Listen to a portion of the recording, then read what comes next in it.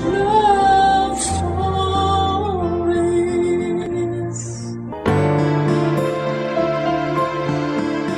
Bilang isang ama at haligi ng tahanan, handa nitong gawin ang lahat ng maisip niyang paraan para maprotektahan ang binuo niyang pamilya. Siyang sandigan ng lahat sa tuwing pag-ibana ang bawat dingding ng tahanan. Ikaw, kabarangay, paano ka ba pinoprotektahan ng padre di pamilya ninyo?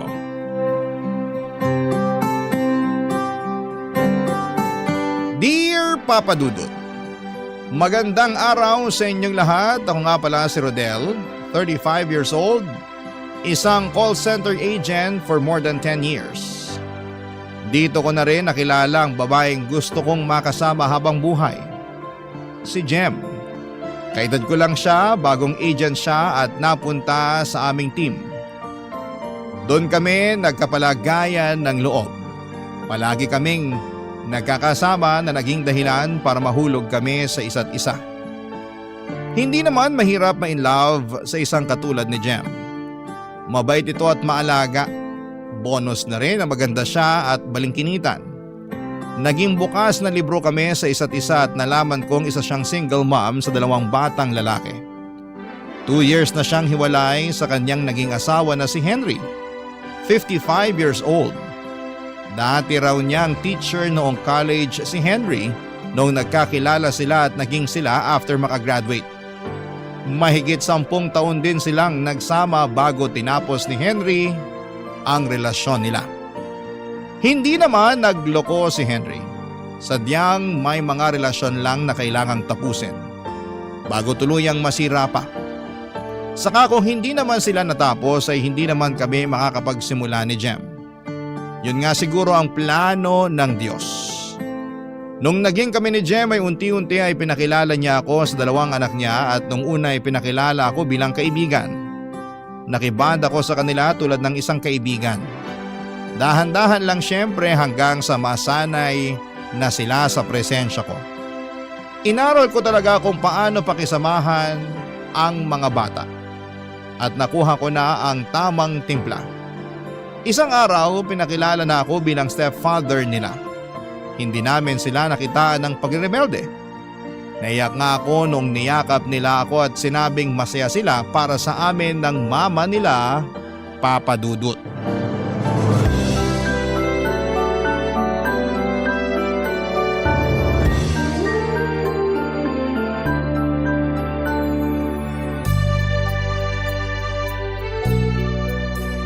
Ang saya ng araw na to.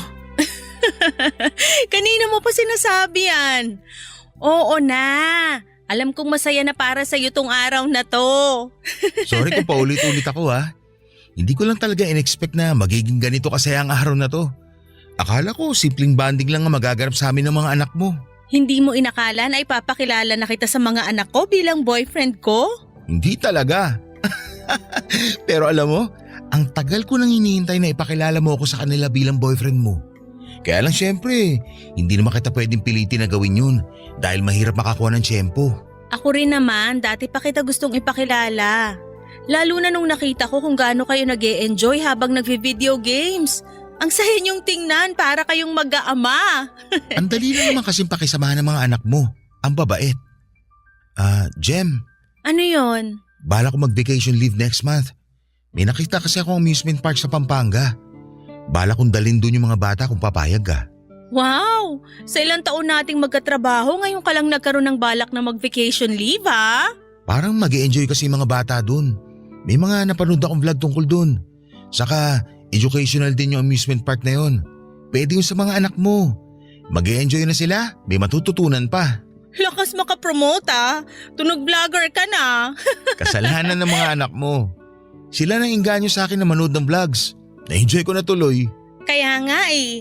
Dati kape at libro lang ang hobby mo. Ngayon panonood na rin ng vlogs.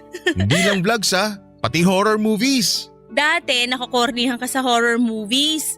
Ang hirap mo sindakin pag nanonood tayong dalawa.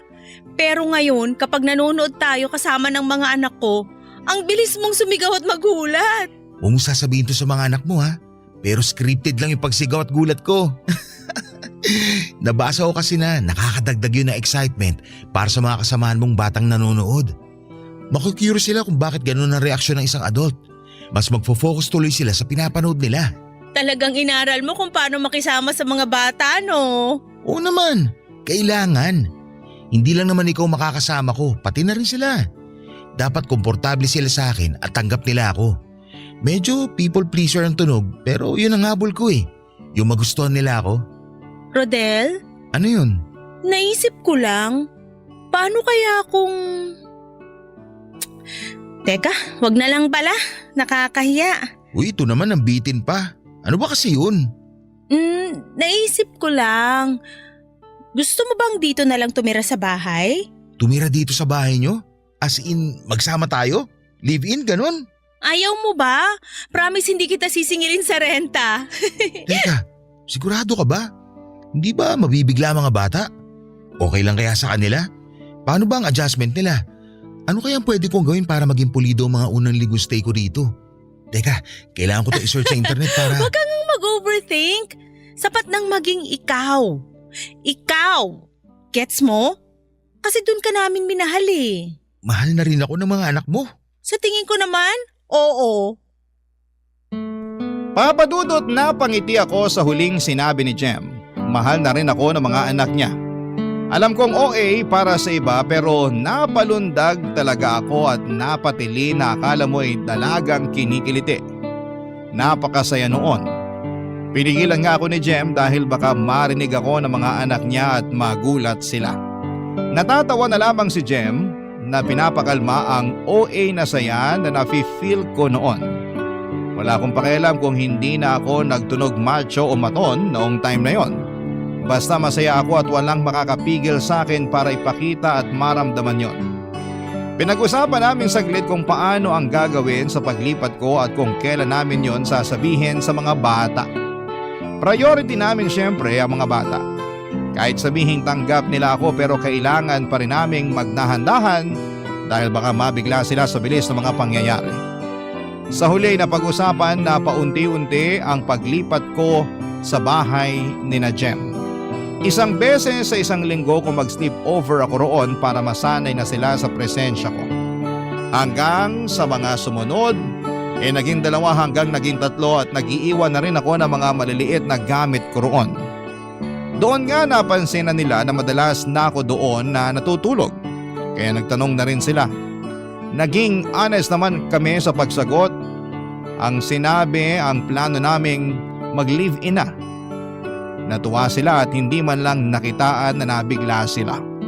Mukhang inaasahan na nila na magsasama kami ng nanay nila. Naiyak pa nga ako dahil sinabi nilang masaya sila na doon ako titira. Dahil meron nang magbabantay sa kanilang mag-iina. Yun naman talaga ang bala ko. Ang bantayan at protektahan silang mag-iina. Papadudot.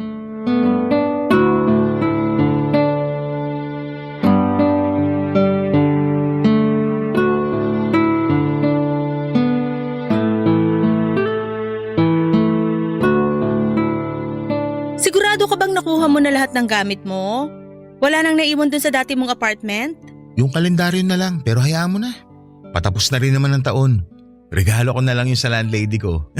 Baka ma-miss ka ng landlady mo. Wala na siyang inaabutan ng sabaw ng tinola tuwing Sabado. Sabi ko naman sa kanya, ipa-deliver na lang niya kapag may sobra siya. Umuo naman. Kaya tuwing Sabado, may sabaw tayo. Pagandaan nyo ng mga bata. Puro ka talaga kalokohan. Tulungan mo na lang ako mamaya sa pagpapalit ng kubrekama natin ha. Maglalaba rin pala tayo bukas. Wala manunod kami ng sini ng mga bata bukas. Ay bakit di ko alam yan? Bakit hindi ako kasama? May sarili kayong GC no, tapos hindi ako kasali. Sa atin lang to Pero kasi KJ ka raw kasama kaya ako lang in-invite sa sine. Ah, ganun no? Uy, ano ba? Sige, akala mo. Wala ka ng hangin kakatawa ngayon. Alam mo sila kainaan ko Ayun. Jem, Henry? Ikaw pala. Anong ginagawa mo rito? Masama bang dumalaw sa mag-iina ko? Hindi naman. Kaya lang sana nagpasabi ka. Rodel, siya pala si Henry. Tatay ng mga anak ko. Henry si Rodel. Boyfriend ko. Finally, nagkakilala na rin tayo. Lagi kang nakukwento ng mga anak ko. Sana naman maganda ang kwento nila tungkol sa akin. Maayos ka naman daw, sabi nila. Gusto ko lang makita kung totoo. Bakit ka ba nandito, Henry?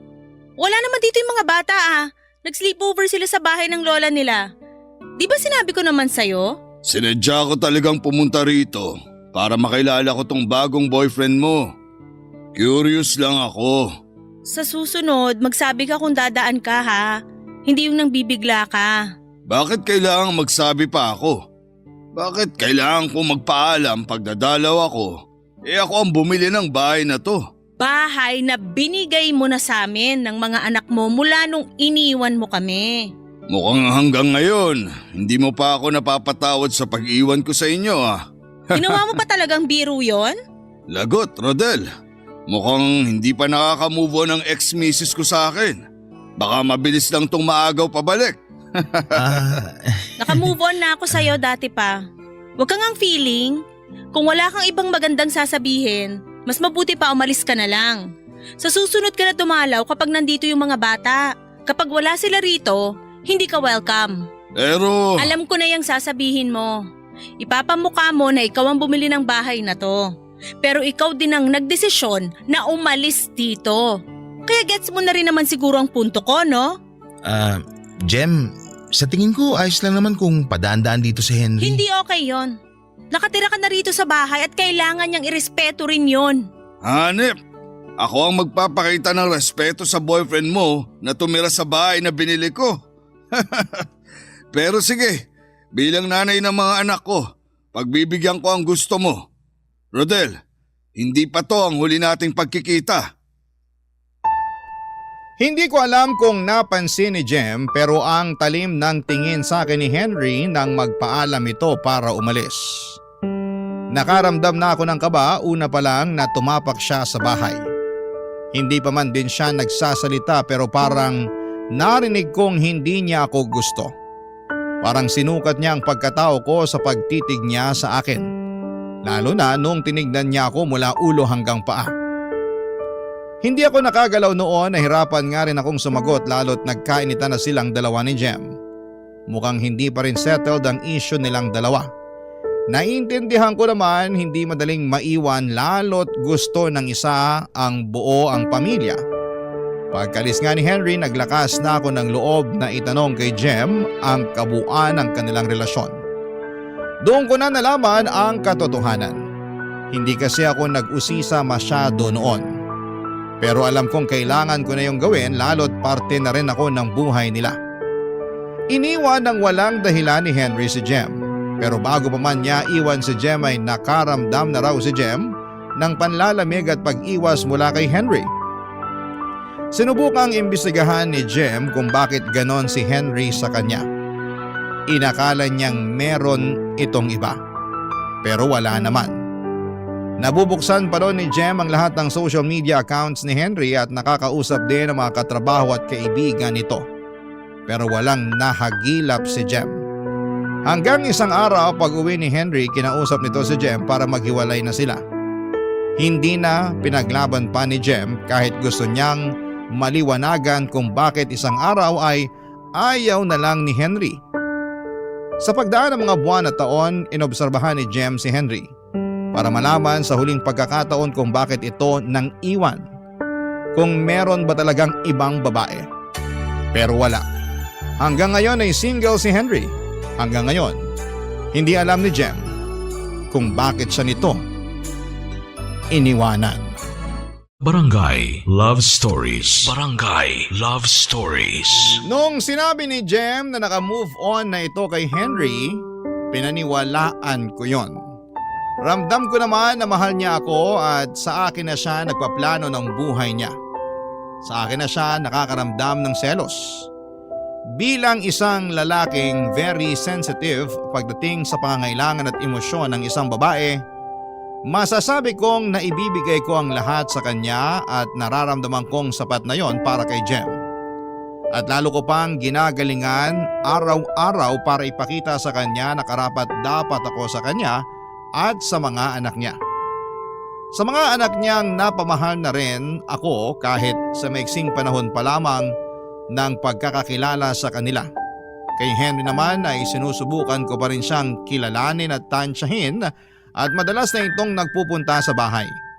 Tinutuon naman niya ang pangako kay Jem na magsasabi ito bago pumunta sa bahay. Hindi na siya nang bibigla at saka dumadalaw lamang ito sa bahay kapag andon ang mga bata. Nakakatuwang ang makita si Henry na nakakabanding ang mga anak niya. Bigla ko naalala ang tatay ko.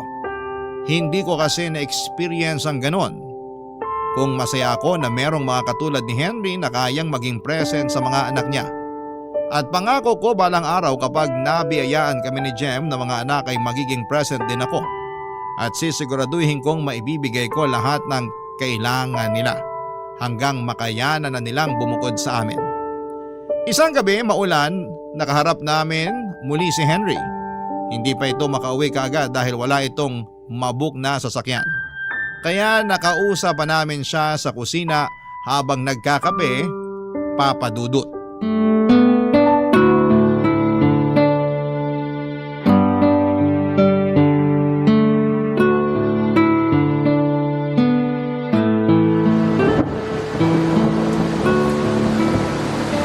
Tatlong oras nang tuloy-tuloy ang ulan ha.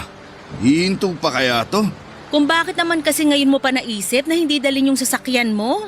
Eh di sana nakauwi ka na kanina pa. Talagang gusto mo na akong umalis no? Eh kasi napupuyat kami ni Rodel kakahintay na makaalis ka. Pasensya ka na Rodel kung napupuyat ka ha. Mukhang mahina ka pala sa puyatan. Bakit ganyan ang tawa mo? Parang tawa ng babae. Pati tawa ng boyfriend ko, pupunahin mo? Sumugod ka na kaya sa ulan para makaalis ka na rito. Kung ano-ano na lang napapansin mo eh. Aba, masama bang tanungin kung bakit ganun ang tawa niya? Eh sa nabigla ako. Hindi naman ako sanay sa lalaking may tawang pambabae. Hindi ka ba talaga titigil? Tama naman si Henry, Jem. Taong babae talaga ako. Yun na rin madalas sinasabi ng mga kaklase ko noon. Oh, kita mo na.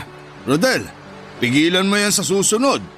Kasi baka mapagkamalan nilang bakla ang magiging stepfather ng mga anak ko. Napipigilan ko naman minsan. Pasensya na ha. Ganito lang talagang tawa ko kapag masyado ako na-excite. Munti ka na akong magduda sa'yo eh. Parang ikaw ang magiging ilaw ng tahanan imbis na si Jem. Siguro naman kaya mo na sugurin tong ulan, no? Lakarin mo na ngayon. Umalis ka na. Oo, pwede namang dito ka na lang din matulog, Henry. Kasya ka naman sa sofa. Bukas ka na lang na umaga umalis. Delikado na rin kasi sa daan. Rodel! Salamat sa offer, Rodel. Pero si Jem pa rin ang masusunod. Uuwi pa rin ako. Baka bangungutin lang ako rito dahil sa sama ng loob nitong ex-misis ko sa akin. Ikaw ang bahala.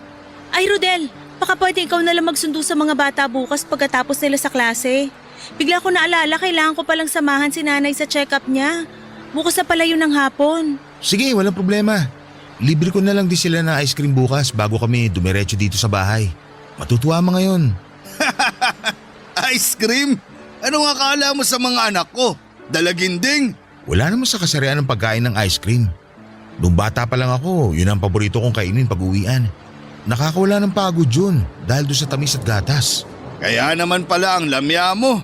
Naiintindihan ko na. Wala ka bang tatay? Henry, sobra ka na ha? Below the belt na yung mga sinasabi mo. Nagtatanong lang ako. Ano bang masama kung alamin ko kung mayroong nagpalaking tatay dito kay Rodel? Wala. Wala akong nakilalang tatay.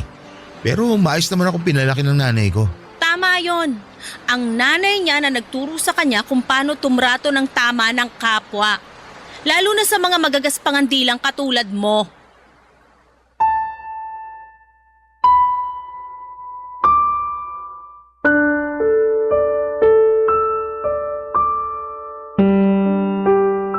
Papadudot nagpatuloy sa pagtatalo sina Jem at Henry. Samantalang ako ay hindi ko alam ang gagawin. Ni hindi ako makatingin isa man sa kanila lalo na kay Henry. Tama naman siya. Malamya ako at hindi ko nakilala ang tatay ko. Walang nagturo sa akin kung paanong maging matikas, maskulado at matatag. Pero mabait ako at mapagmahal. Nakuha ko yon sa nanay ko at kalmado at nurturing din ang aking ina. Very expressive at gentle.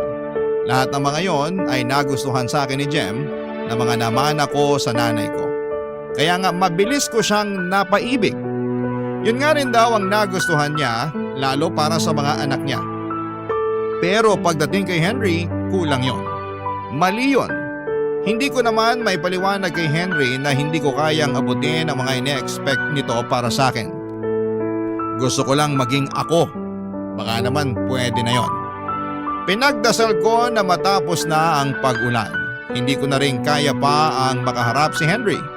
Mas lalo lang akong nanliliit sa tuwing nakikita ko siya. Lagi akong takot, laging nanginginig kapag naririnig ko ang boses niya.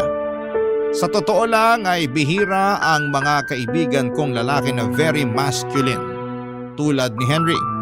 Karamihan mga babae ang nakakasalamuha ko. Sa kanila kasi ako nakakakuha ng pag-unawa at mas naiintindihan ko sila. Hindi ako na-intimidate sa kanila. Kaya bagong experience talaga itong kay Henry para sa akin.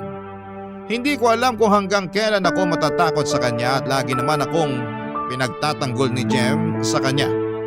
Kaya lang minsan ay nakakahiya na lalo't hindi naman daw yon ginagawa ng babae. Dapat ako ang nagpoprotekta sa kanya tulad ng pinangako ko. Pero bakit baliktad ang mga nangyayari, Papa Dudut?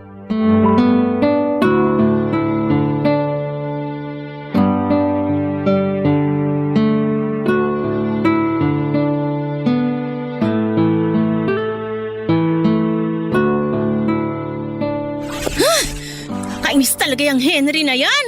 Awat na po. Nakaalis naman na siya. Kumalma ka na. Paano kung kakalma, Aber? Nakita mo naman kung paano kanya dautin kanina. Ayos lang yun. Kaya kumalma ka na sabi. Hindi ayos yun, Rodel. Binabastos ka na niya sa harapan ko eh. Hindi mo ba nahahalata? Gusto lang niya ako makilala. Huwag natin masamain yun. Hindi dapat ganun ang paraan. Masyado siyang mayabang. Kala mo kung sinong mabuting tao. Hayaan mo na nga. Ako nga hindi naman masyadong naapektuhan. Bakit ka ba ganyan? Bakit masyado kang mabait? Nakakainis ka na ah. Pinipili ko lang talaga ang laban ko. Kung nakipagsabayan ako kay Henry kanina, baka mas lalong magkagulo. Saka baka mamaya, hindi na yung dumalaw dito sa bahay. Kawawa naman yung mga bata. Kainis ka. Bakit? Bakit ba masyado kang mabait? Nakakainis. Hindi naman sa bait yun. Sinusubukan ko lang intindihin yung side ni Henry. Buti ka pa sinusubukan mo siyang intindihin. Eh siya, wala. Ang talim ng dila. Hindi man lang naisip kung nakakasakit na ba siya sa mga pinagsasasabi niya. Buti pa camera apps may filter. Yung bunganga niya, wala. Magkakaiba naman kasi ang mga tao. Baka talagang ganun lang siya. Pero mukha naman siya mabuting ama. Pero mabuting asawa? Hindi ba siya naging mabuting asawa sa'yo? Hindi. Hindi niya nabigay yung mga kailangan ko. Ni minsan hindi niya ako sinabihan na maganda ako o kaya mahal na mahal niya ako. Walang lambing. Ni minsan hindi niya ako pinost sa Facebook niya. Ni hawakan yung kamay ko kapag naglalakad kami o nasa date ayaw niyang gawin. Nahihiya raw siya dahil maraming nakatingin. Ang cold niya sa akin palagi. Pag nandyan yung mga kaibigan niya halos hindi niya ako pansinin. Sinabi mo ba yan sa kanya? Lagi nga naming napag-aawayan. Bakit daw hindi ako makontento na good provider and good protector siya sa aming mag-iina? Hindi niya maintindihan na bilang babae, gusto ko rin na nilalambing. Gusto ko rin na nasasabihan na maganda ako at mahal na mahal ako. Hindi ko kailangan ng lalaking laging maskulado at matapang.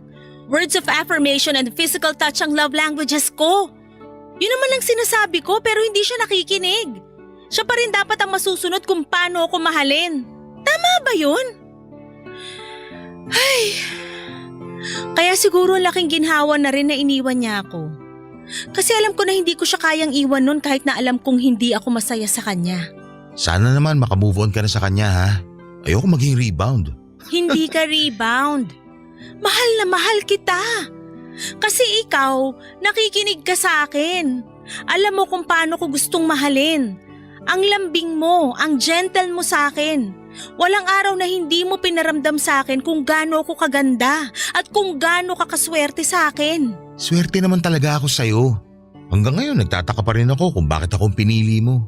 Yan nga ang baguhin mo sa sarili mo, Rodel. Taasan mo naman ang tingin mo sa sarili mo. Kaya ka binubuli ni Henry madalas kasi alam niyang kayang-kaya kanyang tiklupin. Sa totoo naman. Pero yung tawa mo ha, panatilihin mo yan. Huwag mong baguhin. Masaya akong naririnig yan. Huwag kang maniniwala kay Henry. Masarap sa tenga yung tawa na yan. Para akong nanlambot sa mga sinabi ni Jem, Papa Dudut. Akala ko ay wala na akong ginagawang tama. Pero meron pa rin pala. Sinabi niya yon sa akin at pinaramdam niyang ayos lang na maging ako. Mas lalo ko tuloy siyang minahal dahil doon. Niyakap ko siya at nagpasalamat. Pinangako na araw-araw walang palya. Sasabihin ko sa kanya kung gaano ko siya kamahal. Araw-araw may lambing, araw-araw siyang maganda para sa akin. Hindi ko ikakahiya na hawakan ang mga kamay niya at halikan siya sa harapan ng maraming tao. Kung yon ang paraan para maramdaman niyang minamahal siya. Yon ang tama para sa kanya at hindi ko yon ipagkakait sa kanya. Napakaswerte ko na simpleng babae lamang si Jem, madaling pasayahin at madaling makontento sa mga simpleng bagay. Kaya nga minsan hindi ako pwedeng sisihin kung naiisip ko kung karapat-dapat ba ako sa pagmamahal niya.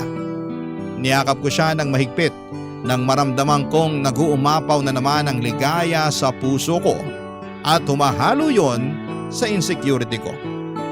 Pero nang tumitig ako sa mga mata niya, nawala ang insecurities ko. Puro na lamang pag-ibig. Mahal na mahal ko si Jem. Sila na mga bata. Aayusin ko kung paano maging tamang lalaki para sa kanila. Hindi man ako nauna sa buhay nila pero sisiguraduhin kong hindi ako ang mag-aabandona sa kanila. Malamyaman ako sa paningin ng padre de pamilya nila pero papatunayan kong hindi ako basta-basta magigiba kahit ano pa ang tingin ng iba. Barangay Love Stories. Barangay Love Stories. Papadudod sa pagdaan ng mga araw, pinatunayan ko kina Jem at sa mga bata na karapat dapat ako sa kanila.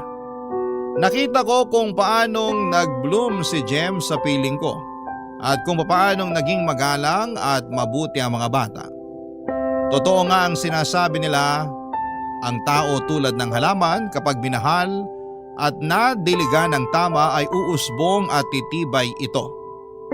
Ganon ang nangyari sa pamilya ko. Oo, sariling pamilya ko na ang tingin ko kina Jem at sa mga bata. Kung pwede lang natawagin akong papa o tatay ng mga bata ay gugustuhin ko. Kaya lang syempre bilang respeto kay Henry, dapat isa lang akong stepfather. Tito o kuya lang dapat ang itawag sa akin. Hindi na pwedeng lumagpas pa sa tatay o papa. Kontento naman ako doon kasi kahit hindi nila ako tinatawag na papa o tatay, pero pinaparamdam nila sa akin na parang ama nila ako. Sa akin sila nagsasabi ng mga nararamdaman nila. Komportable silang nagsishare sa akin ng mga sikretong hindi nila magawang sabihin isa man kina Jem at Henry. At sa part ko ay nakaka-proud yun ha. Kasi ang sarap sa pakiramdam na pinagkakatiwalaan ka ng mga bata. Yung feeling nila sa safe sila sa akin. Yun naman ang gusto kong iparamdam sa kanila palagi. Ang maramdaman nilang safe sila habang kasama ko. Ayos na sana ang lahat. Maganda ang dynamics namin sa bahay pero biglang nagbago ang lahat or nagbabago ang lahat kapag dumarating o biglang sumusulpot si Henry nang walang pasabi. Hindi nito sinusunod ang pinangako nito kay Jem na magsasabi muna bago dumalaw. At ginagawa niyang madalas kapag wala sina Jem at mga bata sa bahay. Mukhang ako talaga ang pinupuntirya niyang dalawin. Papa Dudut.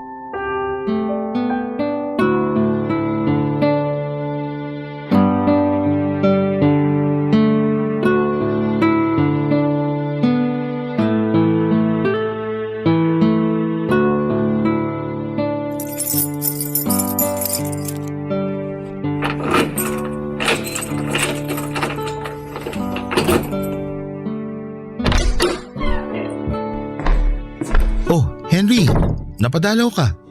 Wala sina Jem ah. Wala rin ang mga bata. Hindi ka ba nasabihan? Nasabihan naman. Alam kong nasa bahay sila ng lola nila. Ang ganda ng apron mo ah. Bulaklakin. Salamat. Regalo to sa akin ni Jem nung mansari namin. May kailangan ka ba kaya ka nandito? Parang. Gusto mo ba ng hot chocolate? Brownies. Meron ako mga binake na pastries. Nasa ref. Dapat baon ng mga bata yun bukas eh. Pero pwede ka naman tumikim kahit isa.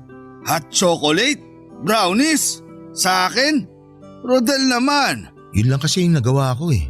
Hindi pa ako nakakapag-grocery. Bukas pa. Ikaw din ang nag-grocery? Oo. Para hindi na mahirapan si Jem. Ako rin na nagluluto para sa amin ng mga bata. Hindi ko alam na ikaw na pala nagsusuot ng saya sa bahay na to. Nako, moderno naman na ang mundo. Wala nang kaso kung lalaki ang magluluto o mamalengke. Huwag mong sabihin si Jem ang provider dito sa bahay. Masasapak na talaga kita. Ni minsan hindi siya gumastos sa mga bayarin dito sa bahay nung kami pang dalawa. Hindi ah. Ako pa rin naman. Nag-aabot lang ng konti si Jem para sa ibang kailangan. Dapat nga wala na siyang sinasalong gastusin dito sa bahay. Dapat ikaw na ang gumagawa nun. Ikaw ang lalaki. Ikaw ang mag-provide. Si Jem naman ang nag-i-insist na gawin yun eh. Kung ako lang masusunod, ayoko rin naman sana mag-abot pa siya. Pero nagagalit siya kapag hindi ko tinatanggap yung inaabot niya eh. Kasi masyado kang malamya.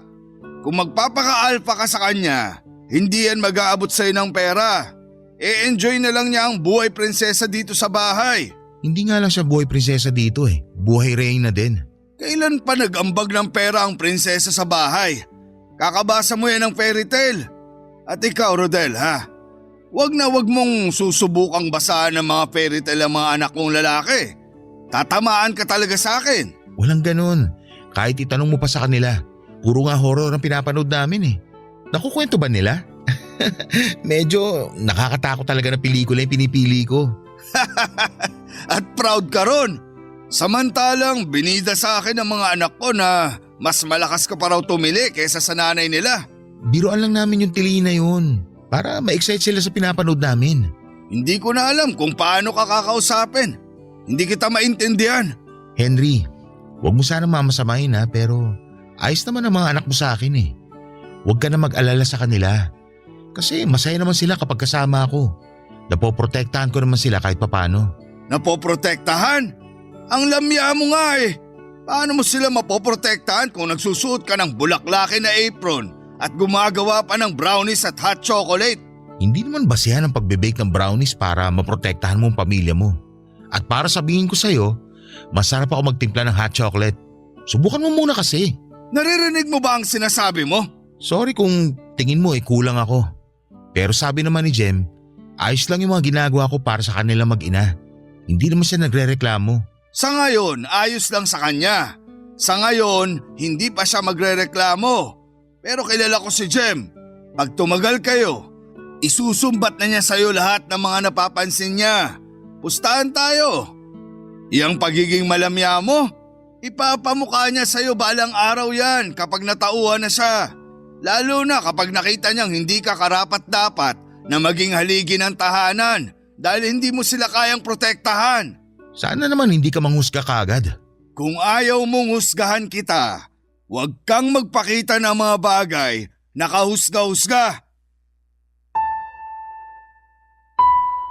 Hindi na ako nakaimik noon at hindi ko nga rin siya natignan ng maayos. Nakatingin lamang ako sa may sahig. Kunwari ay may napansin akong dumi sa suot kong tsinelas. Maya-maya pa'y biglang hinila ni Henry ang suot kong bulaklaking apron. Nagulat ako. Hindi ako kaagad nakareact. Bigla niyang binato sa mukha ko yon at saka mabilis na tumalikod para umalis na. Naiyak na lamang ako sa pangdadaot niya sa akin. Napahiya ako sa ginawa niya. Sa unang beses, nasaling ang pride ko bilang isang lalaki. Lalo na sa pagtapon ng apron sa mukha ko. Bakit ganon siya kung umasta? Ano bang mali sa pagiging malamya? Kahit malamya ako ay hindi naman ako bakla. Alam ko sa sarili ko na lalaking lalaki ako at masyado lang sigurong feminine. Madalas yun nga ang nagpapahamak sa akin. Lalo na noong nag-aaral pa lamang ako. Pero hindi ko yun binago, Papa Dudut. Masaya naman ako sa pagiging feminine ko. Wala naman akong nasasaktang ibang tao at saka minahal nga yun ni Jem sa akin. Masaya rin ako sa nakasanayan ko. Bakit si Henry pa tong nagagalit? Hindi ko naman siya palaging nakakasama sa bahay. Hindi ko naman siya nasasagasaan sa pagiging malamya ko. Ilang beses siyang pabalik-balik sa bahay para lamang sindakin ako palagi. Pasalamat na lamang siya at mahaba ang pasensya ko. Kaya hindi ko siya pinapatulan. Gusto niya talaga akong i-trigger.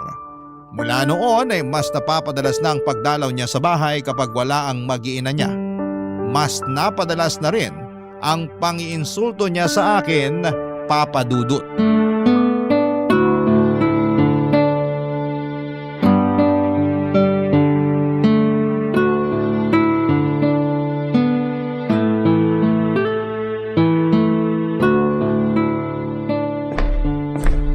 Rodel, Wala sina Jem at mga bata dito. paulit-ulit ka na lang sa linya mong yan. Alam ko namang wala sila rito kapag dumadalaw ako. Hindi ako tanga. Pinapaalala ko lang ang usapan nyo ni Jem na dadalaw ka lang dito kapag nandito ang mga bata. Bakit? Isusumbong mo ba ako sa ex-misis ko? Hindi kita isusumbong sa girlfriend ko, huwag ka mag-alala. Ah, ganun ba?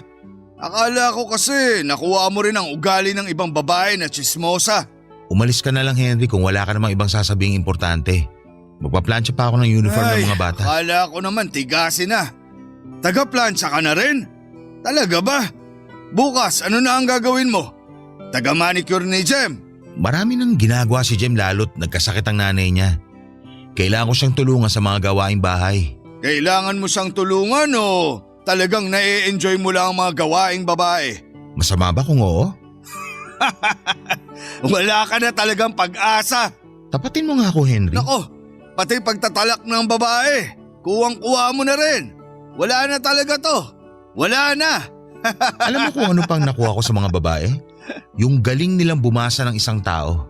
Oh, anong gusto mong puntuin dyan? Na kaya ka nagiging dominante sa akin para iparamdam na hindi ako bagay sa bahay na to. Na ikaw lang dapat ang kilalanin na leader. Hindi ka naman talaga bagay sa bahay na to. Tama ka. Dahil gusto mo, ikaw pa rin ang haligi ng tahanan. Hindi matanggap ng pride mo na may bagong lalaki na dito. Pakiramdam mo, threat ako sa'yo. Threat? Sige, ano pa ang iniisip mo? Papakinggan kita. Na kaya ka ganyan kagaspang sa akin dahil hanggang ngayon, mahal mo pa rin si Jem. At gusto mong bumalik sa kanya. Kasi nagsisisi ka dahil meron na siyang pinalit sa'yo na nagpapasaya sa kanya ngayon. Sorry ka na lang Henry, pero ako nang mahal niya. Ang hirap kontrahin ng mga sinasabi ko kasi totoo lahat no? Hindi ko naman itatanggi na mahal ko pa rin si Jem. Pero hindi ko na siya gustong bumalik sa buhay ko. Huwag kang mag-alala. Pinapaubaya ko na ang mag-iina ko sa'yo, di ba? Pinapaubaya? Parang hindi naman. Bantay sarado ka nga palagi. Hindi ako makagalaw ng maayos kasi bawat gawin ko, pinamumukha mong laging mali ako. Ay, pati emosyon ng babae nakuha mo. Wala ka ba kahit katiting na pagkalalaki man lang? Bakit ba ganito ka sa akin? Dahil kailangan na mag-iina ko ng poprotekta sa kanila. Pinoprotektahan ko naman sila sa paraang alam ko. Hindi yan sapat. Eh di ikaw na lang gumawa. Tutal, ikaw lang naman may alam ko paano sila poprotektahan. Eh di sige, ikaw na. Sige lang, ikaw na. Kailangan kita para protektahan sila. Hindi kita maintindihan. Diretsahin mo na lang ako. Para ka rin babae. Puro putak. Hindi mo madiretso kung ano gusto sabihin.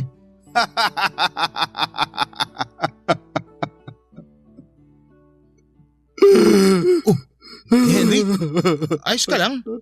Sorry kung may nasabi akong hindi maganda. Hindi ko yung sinasadya. Rodel, may tahaning na ang buhay ko. Ano sabi mo? Kaya kailangan kitang maging matatag para makayanan mong maging haligi nila. Dahil hindi ko na alam kung hanggang kailan ko yun magagawa para sa kanila. Teka, alam ba to ni Jem? Hindi pa. Halika, sabihin natin. Sasamahan kita. Kailangan niya tumalaman. Hindi pwede. Hindi. Rodel, Iniwan ko siya nung nalaman kong may malubha na akong sakit. At pinangako ko sa sarili ko na hindi niya yun malalaman. Kaya hindi mo yun sasabihin. Karapatan niyang malaman yun. At karapatan ko ring maging matatag at malakas para sa kanila. Ako ang haligi. Hindi ako pwedeng makitaan ng kahinaan. Kaya bago pa ako tuluyang manghina, kailangan ko nang makalayo sa kanila. At higit sa lahat, kailangan ko matulungan ang bagong magiging haligi nila. Ikaw yun, Rodel. Konti na lang ang panahon na natitira sa akin. Kailangan kong makita na mapoprotektahan mo ang pamilya ko. Hindi ako matatahimik kung hindi mo yun magagawa at magpapabaya lang ako. Yun ang unang beses na nakita ko ang kahinaan ni Henry. Isang kahinaan na hindi ko pwedeng gamitin laban sa kanya. Kung ibang tao lang siguro ako ay baka ginamit ko na yon para makaganti sa lahat ng ginawa niyang pangdadaot sa akin. Pero naiintindihan ko siya. Hindi biro ang pinagdadaanan niya. Gusto lamang niyang may matibay na humalili sa kanya bilang haligi ng tahanan. Hindi man ako nagkaroon ng chance na makilala ang tatay ko pero hindi yon kakulangan sa parte ko para maunawaan ang pinagdadaanan ni Henry. Isa siyang ama, isang asawa. Wala naman siyang ibang hangad kundi ang maging matibay na sandigan ng kanyang pamilya. Kahit siya mismo ang nahihirapan. Kahit wala siyang ibang mapagsabihan. Ama siya. Isang mabuting haligi ng tahanan. Tumaas lalo ang respeto ko sa kanya noong hinayaan niya ang sarili niyang umamin sa kahinaan niya. Ang kanyang pamilya sina Jem at ang mga bata. Gusto ko talagang sabihin kay Jem ang nangyayari kay Henry pero nagbitiw na ako ng pangako kay Henry na mananatiling sekreto ang tungkol sa sakit niya. Saka na lang daw pwedeng malaman ng kanyang mag-iina ang kalagayan niya kapag nasa loob na siya ng kabaong at hindi na niya makikita kung paano sila magluksa at maging mahina dahil sa pagkawala niya. Hindi raw kasi niya kayang makita na madurog ang mga anak niya kapag nalaman nilang may taning na ang buhay ng ama nila. Baka mas lalo lang daw siyang manghina at mawala ng respeto sa sarili niya bilang isang ama dahil hindi niya magawang i-shield ang mga anak niya sa ganong pagsubok. Hindi ako sumang-ayon sa kanya roon pero ano bang magagawa ko kung mas nananaig ang pride niya bilang isang lalaki? Ano ba ang dapat kong gawin sa sitwasyon ko? Sana'y matulungan ninyo ako at kung sakali lang ay baka may tips din kayo kung paano maging haligi ng tahanan tulad ng gustong mangyari ni Henry sa akin. Gusto ko siyang pagbigyan sa kahilingan niya pero hindi ko alam kung paano yon sisimulan. Maraming salamat po. Ako ang inyong kapuso at kabarangay forever, Rodel. Ang tindi ng barangay love stories na to Hindi mo aakalaing talaga, literal na plot twist ang ending. Eh ikaw, anong akala mong ending sana? I-share mo na yan sa aming comment section. Na magkaroon ng isang trabaho para may pangtustos sa pangangailangan niya at ng kanyang pamilya. May ilan na pinagpapala at masaya sa napili nilang karera. Ikaw, kabarangay, anong trabaho ang kaya mong pasukin para buhayin ang sarili mo at ang pinakamamahal mong pamilya?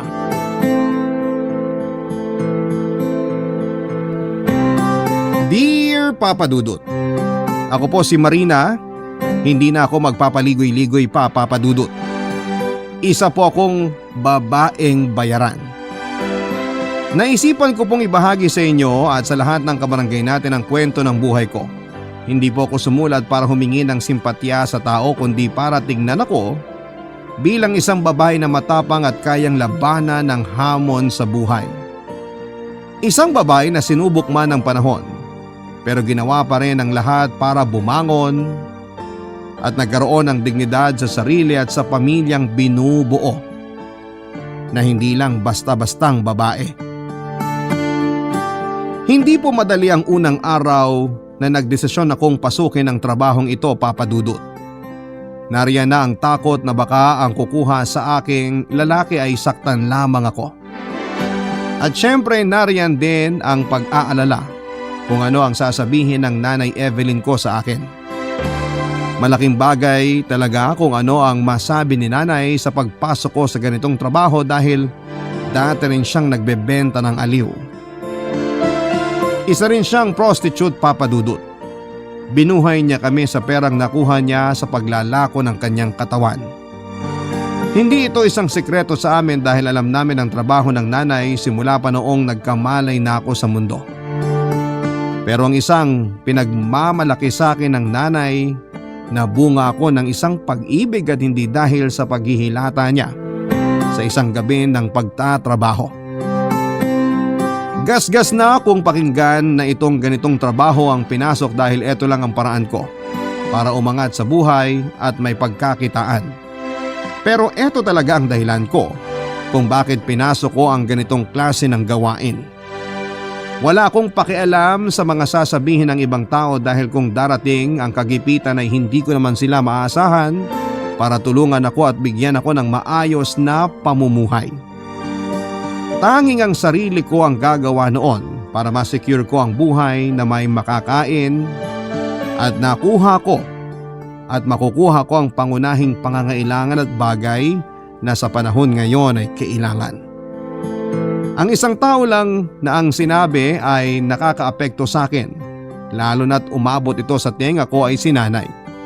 Mabigat ito para sa akin.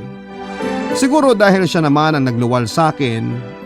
At sa ating mga Pilipino, may say talaga ang magulang o pamilya sa bawat kilos mo na minsan ay naging toxic na. Tulad ko ay nangingialam din si Nanay sa mga desisyon ko. Pero naiinis din talaga ako sa mga choices ni Nanay sa buhay kaya hindi sa nangingialam ako. Sinasabihan ko lang din siya na hindi ako sang-ayon sa mga ginagawa niya lalo na pagdating sa kanyang mga nakarelasyon. Hindi marunong pumili ng tamang tao si Nanay pagdating sa pag-ibig, Papa Dudut. Para sa kanya, sapat ng reason ang ma-in love para pakisamahan ang isang tao at hindi na siya nag-iisip pa. Kaya nakakainis talagang makita si Nanay kasama ang lalaking kinakasama niya, Papa Dudut.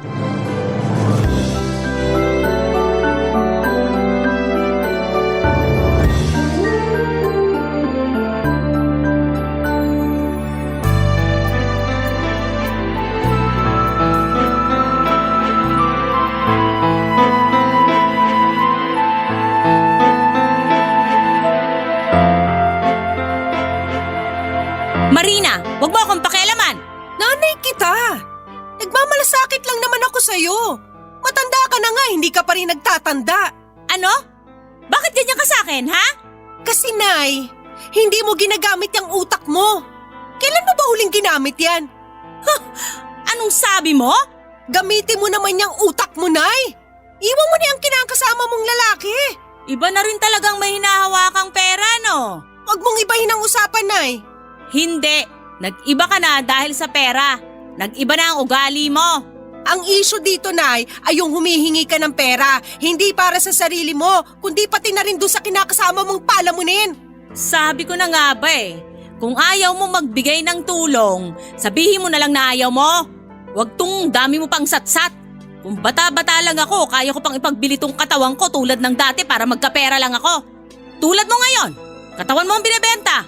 Mag-ina nga tayong bayaran. Pero iba ka. Iba ako. Ngayon, sasagutin ko yung tanong mo kung kailan ka huling ginamit ang utak ko. Noong nabuo ka at nasa loob ka ng sinapupunan ko ng 9 na buwan. Ginamit ko ang utak ko nung hindi kita pinalaglag. Dahil mahal kita. Ayaw kong magkasala. Eh kung kasalanan ng pagbebenta ng aliw, yun lang ang kasalanan ko. Hindi naman kasalanan ng umibig. Tulad ng nangyari sa akin at sa tatay mo. At tulad ngayon. Magkaiba lang. Matanda na ako't losyang. Sana hindi mo pagdaanan ng pinagdadaanan ko. Nay, okay lang naman ako na may kinakasama ka, pero sana naman yung matino. Yung may trabaho man lang. Hindi tulad niya na naghihintay naghihintay na lang na lumapit ang ulam sa bibig niya. Sinaswerte ba siya? Nay, ang pangit na nga niya wala pang trabaho. Paano kayo na in love dun? Ikaw masyado ka mapanglait. Nay, nag-aalala lang ako sa kapakanan mo. Sabi mo nga hindi ka na bata. Dapat pag tumatanda ng isang tao, nagiging mas mabuti ang mga desisyon natin sa buhay. Pero ang sayo, paurong. Nay naman! Kung ayaw mo magbigay ng pera, wag. Aalis na lang ako. Nay, alam mo, ang tigas din ng ulo mo. Iwan mo na yung lalaki na yan. Dito ka na sa akin. Kahit hihilata ka lang buong maghapon dito sa bahay, wala akong pake. Kesa naman nandun ka sa kanya at ikaw tong naghahanap ng remedyo sa problema na dapat siya ang gumagawa. Hindi pwedeng ikaw ang bumubuhay sa kanya, Nay. Iwan mo na. Hindi ko siya pwedeng iwan. Kung hindi mo siya kayang iwan, sige. Wala kang makukuha kahit isang kusing sa akin, Nay. Di isaksak mo dyan sa hita mo ang pera mo. Sana hindi mo maranasan na ma-in love ng todo at yung pagtihaya mo lang sa kama para sa pera ang masubukan mo. Hindi ako katulad mo, Nay. Kahit bayaran akong babae, hindi ako tutulad sa'yo. Magiging wais ako sa lahat. Hindi ako may in love sa kung sino lang na hindi naman ako pananagutan at hindi mapapakain ng bibig ko. Hindi na baling kahit anong isaksak sa akin basta't nabubuhay lang ako. Napupunan niya ang pangangailangan ko. Basta't magkapera ako. Sige, ilako mo araw-araw yung katawan mo. Pero, ito lang ang sasabihin ko sa'yo. Hindi na ako lalapit sa'yo. Hindi ako magpapakabobo na katulad mo. Hindi, Nay. Iba ako. Kahit ganito ang trabaho ko, iba ako sa'yo.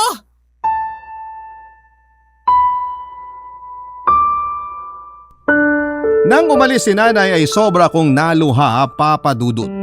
Maraming tumatakbo sa isipan ko sa mga oras na yon. At isa ang nangingibabaw sa lahat. Hindi ko pwedeng kainin ang mga sinabi ko sa kanya. Hindi ako pwedeng ma-in love at gumaya sa kanya. Pero sa panahong yon ay naaalala ko noong teenager pa lamang ako, Papa Dudut. Dati na akong na-in love at binigay ko sa lalaking ito ang sarili ko pero nagkalabuan kami. Kaya hindi nagtagal ang relasyon namin. Mabuti na lang at hindi ako nabuntis at hindi ako dumagdag sa lumolobong populasyon ng Pilipinas at hindi ko naipasa ang kahirapan sa isang sanggol na hindi deserve ang mundo sa isang squatters area lang tumitira. Isang pobreng buhay. Hindi dahil sa nabigo ako sa isang pag-ibig ay eto na ang gagawin kong dahilan kung bakit ko pinasok ang pagiging isang taga-aliw ng isang lalaking uhaw sa kaligayahan. Ginawa ko ang trabahong ito dahil goal kong kumita ng pera. Ito ang naisip kong trabaho na kaya kong gawin. Pinag-isipan ko talaga itong mabuti, Papa Dudut. At sa pagpasok ko ay pinapairal ko ang aking utak. Dapat wise ako sa lahat at hindi ko pwedeng bigyan ng puwang ang puso ko para sa isang walang kwentang pag-ibig. Dahil hindi nakakain ng pag-ibig. Hindi kayang ibigay ng pag-ibig ang isang maayos na bahay, damit at edukasyon.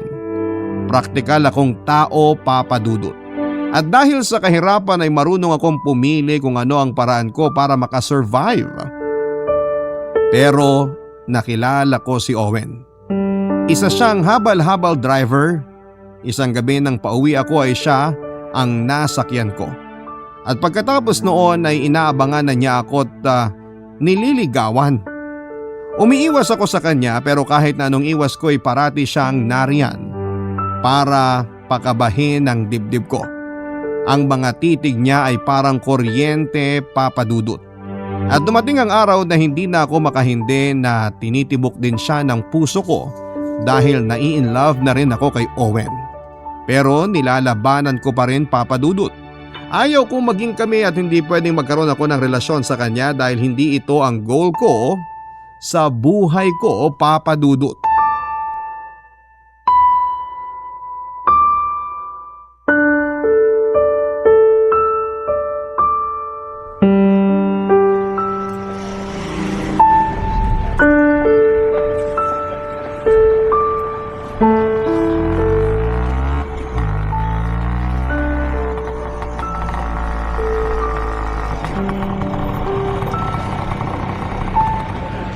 Miss Marina, sumakay ka na. Ihahatid na kita. Hindi, may susundo sa akin. Totoo ba?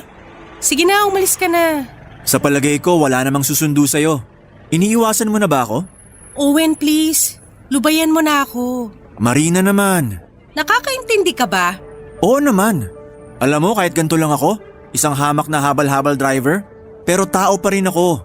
Dahil ba ganito ang trabaho ko kaya ayaw mo sa akin? Ay naku, tumigil ka na. Sige na, iwan mo na ako rito. Hindi, dito lang ako. Hihintayin natin yung susundo sa'yo. Marina, tingnan mo ako sa muka. Sabihin mong hindi totoo na ayaw mo sa akin dahil ganito lang ako.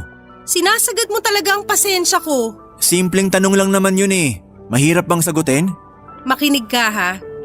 Tulad mo, mahirap lang din ako. Hindi ko ugaling maliitin ang isang tao dahil sa trabaho niya. Anong pinagkaiba ko sa isang habal-habal driver? Marina? Ang sinasabi ko, may pangarap ako at ayokong matali sa buhay na ganito.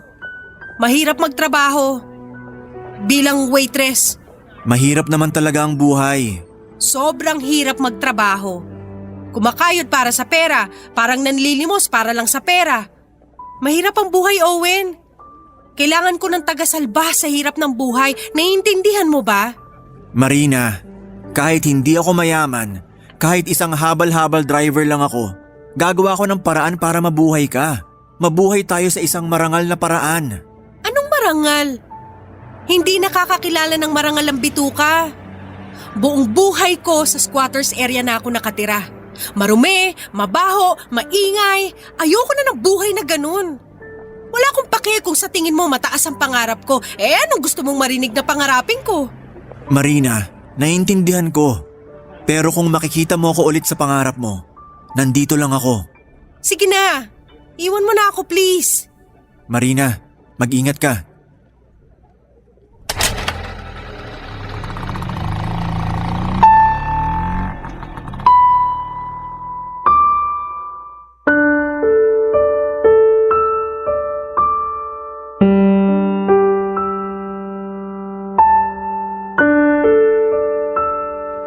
Papadudot masakit makita na inilayo ko ang sarili ko kay Owen dahil sa mga hindi ko pagsakay sa kanyang motor, sa hindi ko pagpayag sa panliligaw niya sa akin. Pero sa mga ginawa niyang effort para ipadama sa akin na importante ako sa kanya, ay nakaramdam ako ng isa akong babaeng may dignidad. Na hindi lang ang katawan ko ang habol niya sa akin kundi ang buo kong pagkatao na nais niya lang mahalin at alagaan. Masakit palang ipagtabuya ng taong tinitibok ng puso ko, Papadudot. Ang sabi ko sa aking sarili na hindi pwedeng magkajowa ang isang babaeng bayaran na tulad ko sa isang habal-habal driver dahil walang mararating ang relasyon ng parehong dukha. Ang pwede kong gawin ay pigilan ang aking sarili dahil hindi pwedeng matulad ako sa ina kong hindi naging wais sa buhay. Ayaw ko magkaanak at maranasan niya ang buhay na naranasan ko. Gusto kong ako ang puputol sa kadenang gumapo sa amin sa kahirapan. Pinagpatuloy ko ang trabaho, ang pagbibigay ng aliw sa gabi, pinagpatuloy kong gawing bato ang puso ko. Habang si Owen ay tinitignan na lamang ako sa malayo tuwing tapos na ang trabaho ko. Hindi ko alam na sa mga panahon na yon ay alam na pala niyang isa akong bayarang babae at nagsisinungaling lamang ako sa tunay kong trabaho. Na hindi ako isang waitress kundi isang babaeng mababa ang lipad. Barangay Love Stories. Barangay Love Stories. Hindi matiis ni Owen na tingnan lamang ako sa malayo tuwing pauwi na ako. Isang gabi ay lumapit siya sa akin at nag-offer na ihatid niya ako. Siguro'y na-miss ko siya kaya pumayag ako. Pag-angkas ko sa kanyang habal-habal ay iba ang pakiramdam ko. Lalo na't nakayakap ang mga kamay ko sa kanya. Nakaramdam ako ng kabog ng aking dibdib at maging ng kanyang puso. Parang lahat sa paligid ay nag-slow motion, Papadudot. Parang ayaw kong huminto ang motorsiklo dahil kung hihinto ito ay alam kong bibitaw ang aking kamay sa pagyakap sa kanya at hindi ko na mararamdaman ang tibok ng kanyang puso. Maraming tumatakbo sa isipan ko. Kung kaya ko ba talagang pangatawanan na hindi ako papasok sa isang relasyon. Pero nang tinanong niya ako habang nakasampa ako sa likod niya kung pwede na ba niya akong ligawan ay naluha ako, Papa Dudut. Sa kabila ng mga nalaman niya sa naging trabaho ko na isang tagabigay ng panandaliang aliw ay ginusto niya pa rin na piliin ako. Pinili niya pa rin na mahalin ako. Kaya sinagot ko siya, Papa Dudut. Naging kami. Umiibig ako at tinanggap niya ako kung sino at kung ano ako. Kaya naisip kong tumigil na sa aking trabahong pagbebenta ng aliw dahil gusto kong si Owen lang ang aangkin ng katawang ko. Gusto kong maging faithful ang katawang ko sa kanya. Kahit na natikman na ako ng iba ay parang maganda pa rin na sa kanya lamang ako. Kaya nag-decide akong huminto na kahit na hindi naman niya hinihingi sa akin. Pinipilit ni Owen na punan ng lahat, Papa Dudut. Todo ang kayod niya sa buhay para may uwing pera at pagkain. Ako naman ay tinutuo ko na ang pagiging waitress ko matapos kong ipanganak ang anak namin ni Owen. Pero makalipas ang ilang buwan ay hindi ko na talaga kaya ang buhay. Nasanay na ako sa kinikita ko noong nagbebenta ako ng aliw at namimiss ko na ang trabaho ko na kung tawagin ang iba'y pagiging mababa ang lipad. Pero para sa akin ang ganitong trabaho, mababa man ang tingin ng iba, ay trabaho pa rin. At dinadala ako sa itaas dahil naibibigay nito ang mga pangangailangan ko at ng anak ko. Kung ituturing lang na trabaho ito ng ibang tao, mataas-taas ang sahod na nakukuha ko at hindi toxic ang environment ko kung maayos lang ang customer na nakukuha ko. Marunong na akong mamili ng lalaking sasamahan ko at nagbibigay ng tamang bayad na hinihingi ko, Papa Dudut.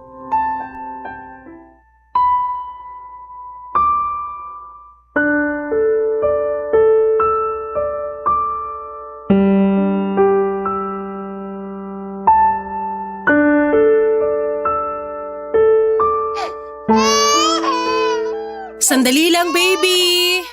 Tahan na, baby. Nagtitimpla na ng gata si mama mo. Heto na, baby! Sige na, ako na muna mag-aalaga dito. Owen, parang ayoko nang pumasok. Bakit? May masakit ba sa'yo? Pagod na ako. Ayoko na. Marina, magpahinga ka lang. Magre-resign na ako. Hindi ko na kaya. Sige, ako na lang maghahanap ng pera. Owen, naisip ko lang. Pwede kaya akong bumalik sa dati kong trabaho, yung… Ano? Kung papayag ka lang naman. Mas mabuti yun, malaki ang kita ko ron. Sure ka ba dyan? Pero baka may iba pang paraan.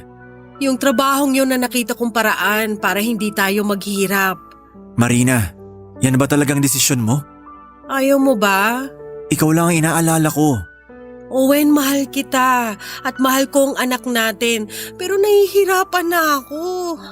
Ang hirap ng sitwasyon natin. Ubus na rin yung ipon ko. Marina, sorry. Ito lang talaga ang kaya ko. Sinubukan ko naman. Huwag kang mag-sorry.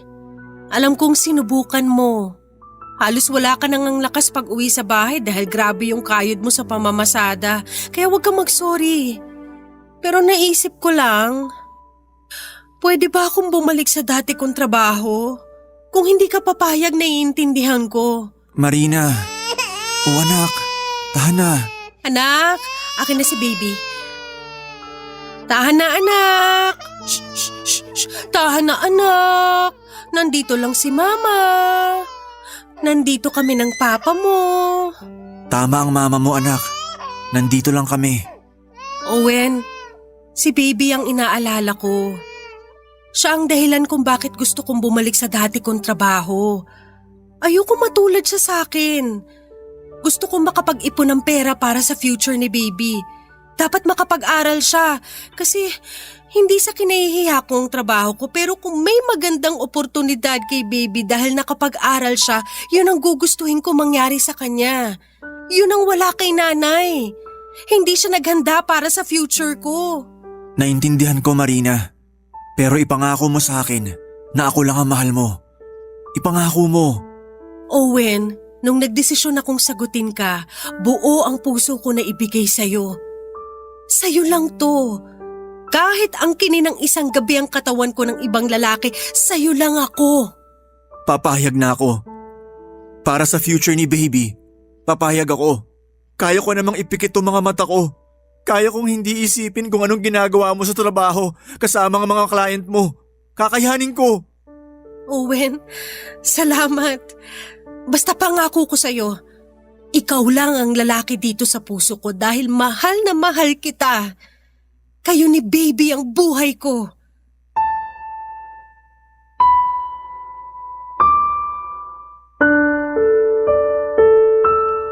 Papa Dudut, bumalik nga ako sa pagiging bayaran.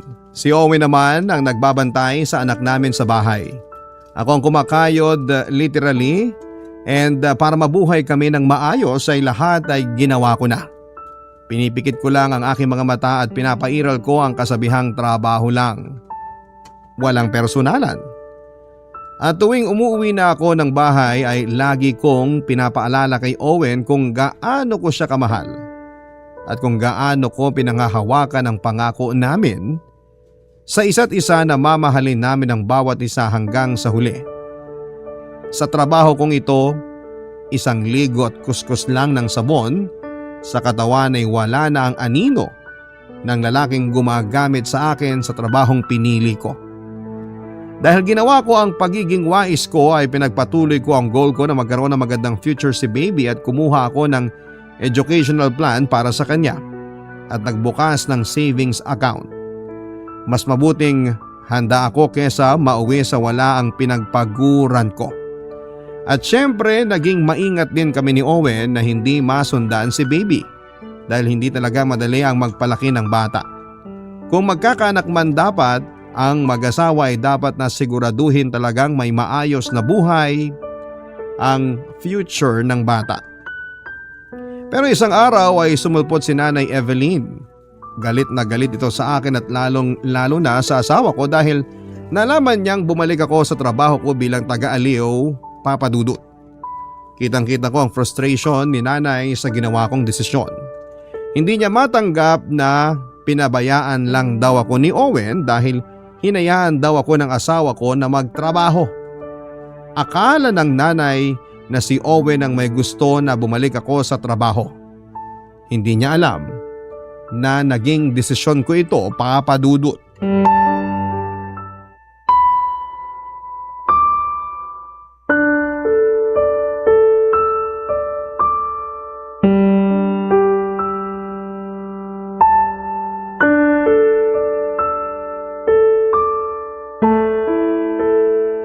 Marina, mahal. Okay ka lang ba? Medyo pagod pa rin ako. Dahil ba sa… Loko yung lalaking yun. Bakit? Anong ginawa pala sa'yo? Hayok na hayok. Parang nakalaklak ata ng isang drum ng energy drink. Tumigil ka na lang kaya? Huwag kang magsalita ng ganyan. Napag-usapan na natin to. Naawa na ako sa'yo. Hindi ka naman nandidiri sa asawa mo. Marina naman, kailanman hindi ko inisip ang ganyan. Ganun naman pala eh. Sinasabi ko lang to dahil dun sa customer na yon. Hindi naman ganun parati ang nakukuha ko. Minsan-minsan lang naman ang ganun kaya huwag kang mag-alala sa akin. Marina, ang sa akin lang, kung may ibang paraan na pwede ka nang huminto, pwede ba nating subukan? Sabi ko nga sa'yo, ako na lang. Ako na ang magbebenta ng aliw. May papatol naman sa aking mga bading o kaya matrona. Pwede ko naman pasukin ng ganyan trabaho. Tumigil ka nga. Ako na. Kaya ko to. Marina, naaawa na talaga ako sa'yo. Maliligo lang ako mamaya, tanggal din to. Ayos ka lang ba talaga? Ang sarap upakan nung nakakuha sa'yo kagabi. Hayaan mo na. Malaki naman ang binayad sa akin. Parang may say yung lalaking yun. Mayaman eh. Kung hindi mo ako asawa, sa palagay mo yun ang papatulan mo talaga? Naku, nagsiselos na naman ang mahal ko. Naisip ko lang naman. Ikaw talaga. Basta, Tandaan mo parate na pagnanasaan at kung ano-ano ang gagawin nila sa katawan ko, pero ikaw pa rin ang nagmamay-ari ng puso ko't kaluluwa dahil ikaw ang mahal ko. Sino kaya ang bisita natin? Baka naniningil ng renta ng bahay. Sandali lang. Oh, Nay! Napadalaw kayo. Kamusta kayo rito? Maayos naman. Anong maayos? Nakikita mo ba ang mukha mo sa salamin, Marina? Para kang sinipsipan ng lakas. Nay naman. Magandang araw po, Nay. Anong magandang araw? Hoy lalaki, anong ginawa mo sa anak ko? Tingnan mo siya. Ulang na lang tuturukan na ng formalin niyang si Marina para manatili ang pagkasariwa niya. Marina, mukha ka ng bilasang isda. Nay, nagpunta ba kayo rito para pagsabihan ako? Matanda na ako. Pwede na kayong umalis. Ano bang pinakain ng lalaking to sa'yo? Yang pagmumukha mong lalaki ka? Ginawa mong kalakal ang anak ko. Ginawa mong negosyong katawan ng anak ko. Nay, pwede ba? Tumigil na kayo. Totoo naman ah. Alam mo, Nay, labas na kayo rito. Wala na kayong karapatan pa na pagsabihan ako. Anak pa rin kita. May karapatan pa rin ako. Wala na. Wala na, kaya tumigil ka na. Hindi. Dapat yung lalaking yan ang pinagtatrabaho mo. Yan dapat ang nagbebenta ng katawan niya. Ang laki-laki, walang pakinabang. Tama na pang-iinsulto niyo sa asawa ko. Ginusto ko ang pagiging bayarang babae kaya huwag niyo siyang pagsabihan ng ganyan. Gusto mo nalang ibilad yung katawan mo sa kahit sinong lalaki para may makain niyang kinakasama mo? Nagsalita ang magaling na nanay. Basta ang alam ko, hindi ako tutulad sa'yo na tumanda ng walang direksyon kaya kahit sinong lalaking nang huhut-hut sa'yo ang kinakasama mo. Wala kang respeto! Sige, sampalin mo ako! Sige! Alam mo, lumayas ka na lang. Mahal ko si Owen at wala ka ng pakialam kung ano man ang gagawin ko sa katawan ko para mabuhay lang kami ng pamilya ko. Marina, tama na yan. Umalis ka na! Lumayas ka sa harapan ko! Wala na akong nanay! Nag-aalala lang ako sa'yo! Hindi ko kailangan ng pag-aalala mo sa akin! Pwede ba? Umalis ka na!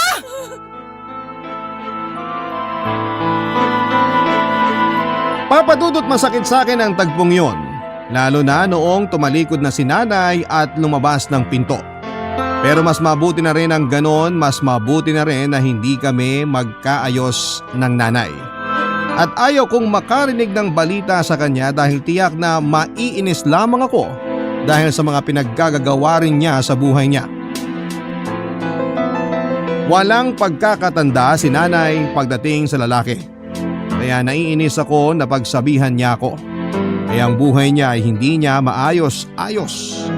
Ayaw kong pinanghihimasukan ng buhay ko.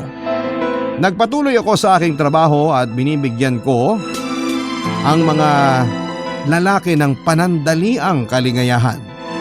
Para sa akin ang pagiging bayarang kong babae ay isang propesyon. Ito ang bread and butter ko at panatag ako na okay lang sa asawa kong si Owen ito.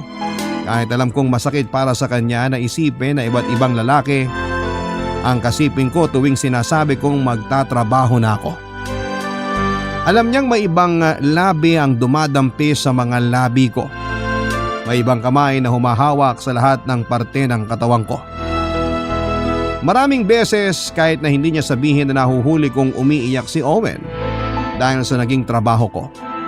Pero wala naman siyang dapat na ipag-alala. Kung mabait lang ang customer, hanggang sa bagay na yun lang ang namamagitan sa amin ng mga client ko.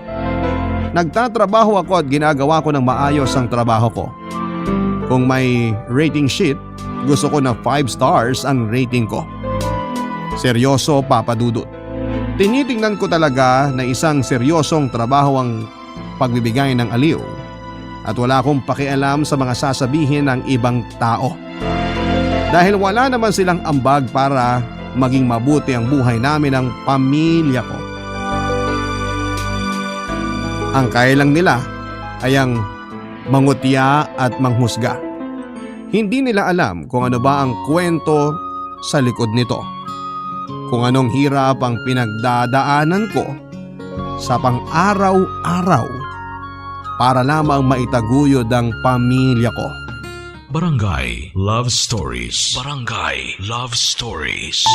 Dumating ang araw, Papa Dudut, na ang nararamdaman kong nagsiselos na si Owen sa mga customers ko. At ito parati ang naging topic ng aming pag-uusap. Iba na ang trato niya sa trabaho ko. Feeling niya ay nakakaramdam ako ng sobrang saya sa mga customers ko kesa sa kanya.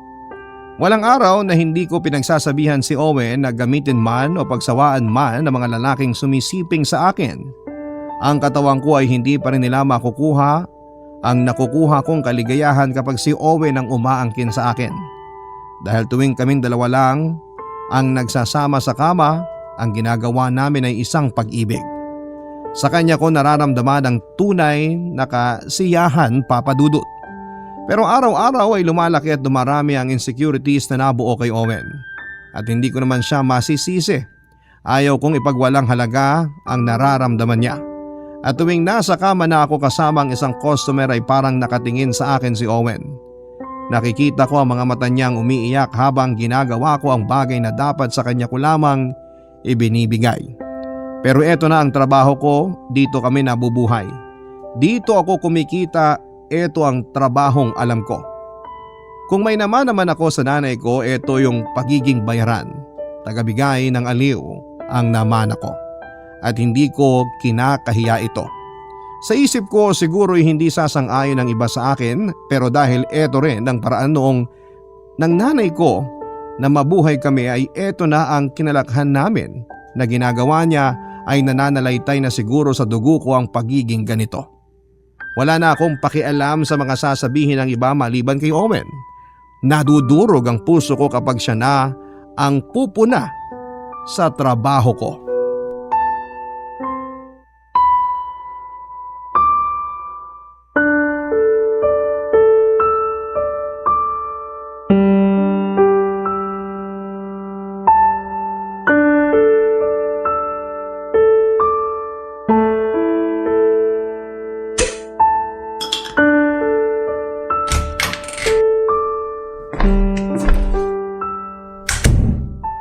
Owen?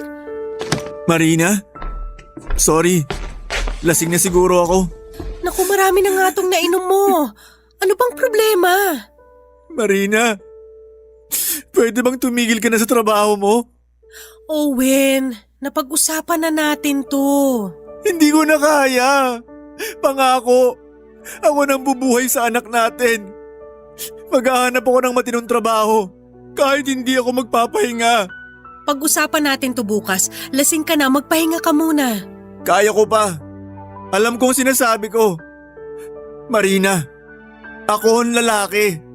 Ako dapat ang bumubuhay. Nagtatrabaho ka naman. Matino ka namang asawa. Hindi ako nagrereklamo. Sige na. Itigil mo na yung trabaho na yan. Ako na ang magbebenta ng katawan ko. Owen! Ang hirap na, Marina. Hindi ko na kaya. Masakit isipin na pinapaubaya kong gamitin na kung sinong lalaki ang asawa ko para lang sa pera. Hindi ko na kaya talaga. Ako na lang ang magtatrabaho. Ano ka ba? Hindi ko rin kakayanin. Bakit ba tayo dumating sa ganito? Ganito ba talaga kapag mahirap? Ganito nga. Pero ayoko talagang gumaya ka sa ginagawa ko. Marina, hindi ko na kayang tiisin to. Hindi ba pamilya tayo? Sa hirap man o ginhawa, kailangan nating tiisin. Basta ang importante, mahal natin ang isa't isa at may tiwala tayo. Pero masakit talagang isipin na hinahayaan lang kitang galawin ng iba. Basta trabaho lang ang lahat. Kaya nga, pwedeng ako na lang, imbis na ikaw. Dapat sa akin na matapos ang ganitong gawain. Ang ganitong trabaho. Alam mo naman, di ba? Hindi sa kinahihiya ko to. Pero kung may iba lang din akong mapagkukunan ng pera para magkaroon ng maayos na buhay, tsak hindi ito ang pinasok kong trabaho. Marina! Sige na, matulog ka na. Magpahinga na tayo. Tabihan na natin ang anak natin sa pagtulog. Ayaw man ni Owen ay nagpatuloy pa rin ako sa aking piniling propesyon. Sa trabahong minana ko kay nanay. Halos 1 taon ding wala akong balita kay nanay simula noong pinagtabuyan ko siya sa bahay ng awayin niya si Owen. Sa pag-aakalang si Owen ang may gusto na ipagpatuloy ko ang trabahong ito. Nabalitaan ko isang araw na may sakit pala si nanay. Noong akala kong ayaw ko na siyang makita, sarado na ang puso ko sa kanya, ay isang malaking kasinungalingan pala yon. Mahal ko ang nanay ko at gusto ko siyang alagaan at kupkupin. Kaya pinuntahan ko si nanay sa tinitirhan niya. Awang-awa ako sa itsura ng nanay ko, Papa Dudut. Nasabi ko sa sarili ko na ang sama ko sa kanya.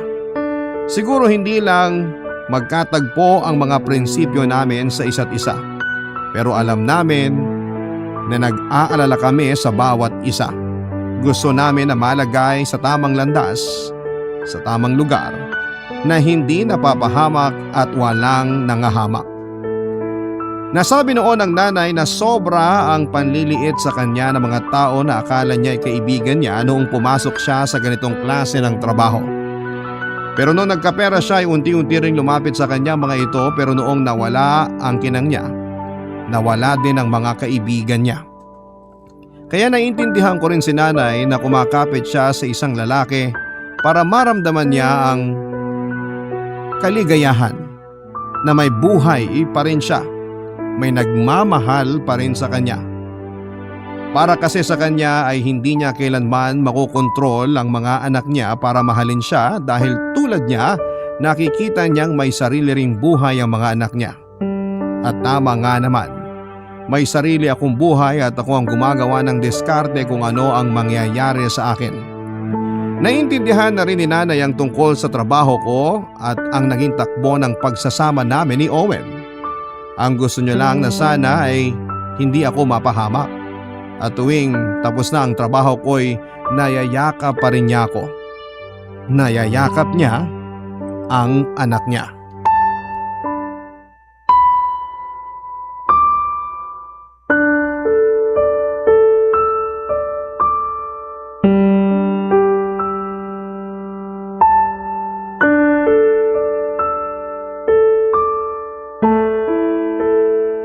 Owen, ikaw na muna bahala dito sa bahay ha, sa anak natin at kay nanay.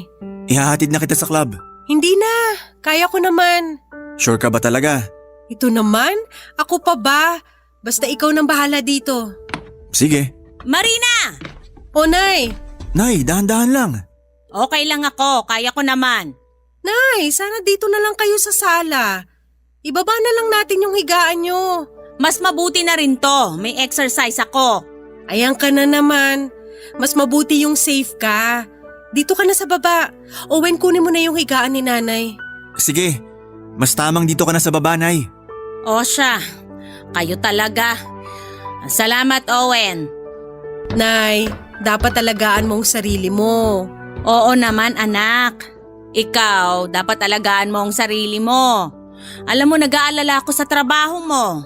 Nag-iingat naman ako, Nay. Kaya huwag kang mag-alala. Ako pa ba? Kayang-kaya ko to. Kabisado ko na to. Anak! Oh, Nay, bakit umiiyak ka? Sorry! Bakit naman? Dahil dito. Kung naging mabuting nanay ako sa'yo, sana hindi mo na na-experience ang ganitong trabaho. Nay, okay lang ako. Wala kang kasalanan. Hindi. Anak, kung naging wise lang ako, nabigyan sana kita ng magandang future. May mga bagay lang na hindi natin hawak. Huwag mo nang isipin. Sa ngayon, isa lang ang alam ko. Hihinto ang ganitong trabaho sa akin. Ako ang huling prosti sa pamilya natin. Ayoko maranasan ng anak ko ang naranasan ko. Yun ang importante, Nay. At ang gumaling ka na. Kaya huwag ka na mag-guilty. Naiintindihan ko ang lahat, okay? Payakap nga. Marina, ihahatid na kita. Mapilit tong asawa ko, Nay. Sige na, magpahatid ka na kay Owen. Ako nang bahala sa bahay at sa apo ko. Sige. Salamat, Nay. Papa Dudut, eto po ang buhay ko.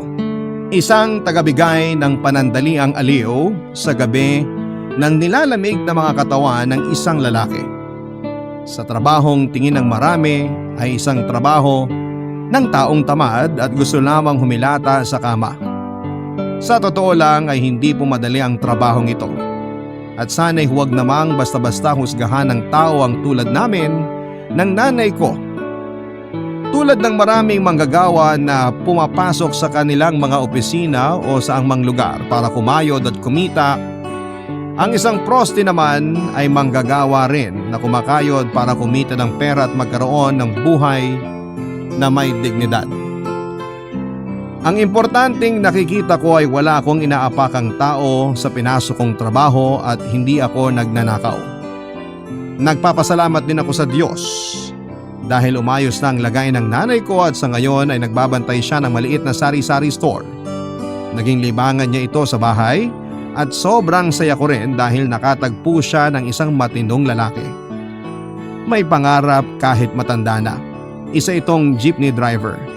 Gusto niya sana na magsama na sila ng nanay ko pero sabi ni nanay na dito lang muna siya sa bahay hanggang sa 7 years old na ang anak ko. Si Owie naman ay namamasada pa rin ng tricycle at naghahabal-habal sa gabi kung kinakailangan. Nagpa-practice na rin siyang mag-drive ng jeep. Ako ay patuloy pa rin sa pagtatrabaho sa gabi at patuloy na nag-iipon para sa anak ko. Naisip kong huminto na bago mag-teenager ang anak ko. Hanggang dito na lamang po, Papa Dudut, at maraming salamat. Ang inyong forever kapuso at kabarangay, Marina. Nagustuhan ng iyong napakinggan? Ituloy yan via live stream sa www.gmanetwork.com/radio. Barangay LS 97.1 Forever!